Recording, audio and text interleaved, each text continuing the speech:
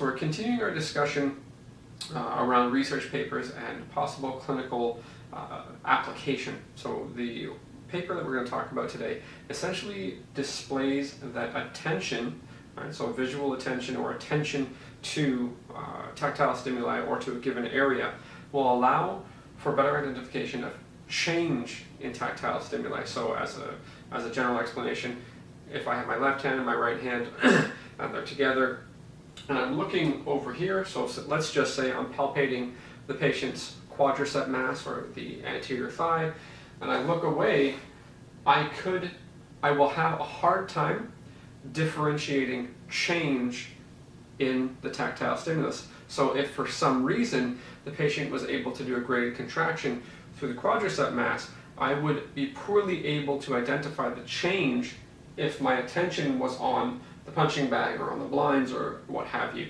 If my attention is at my hands, okay, now the attention can likely be created visually. It can also likely be created from as far as top-down processing is concerned. So I may be able to look off slightly for whatever reason. If I'm looking over in some direction, I may still be able to have my attention on my hands, which will allow for greater detection of change. Now the thing that we want to consider clinically is that what we're looking for is change in motion.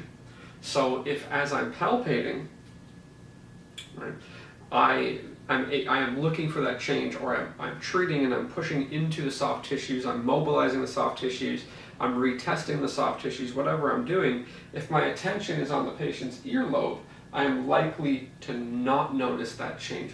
So what we want to do is consider the first time that I was speaking about multisensory integration and the general catchphrase, keep your eyes and your hands on the prize. Right? So I look at what I'm doing, or I pay attention to what I'm doing. I don't absolutely have to look, but I should put my attentiveness or my attention on what I'm palpating for greater ability, not exclusive ability, but for greater ability to detect change in tactile stimuli.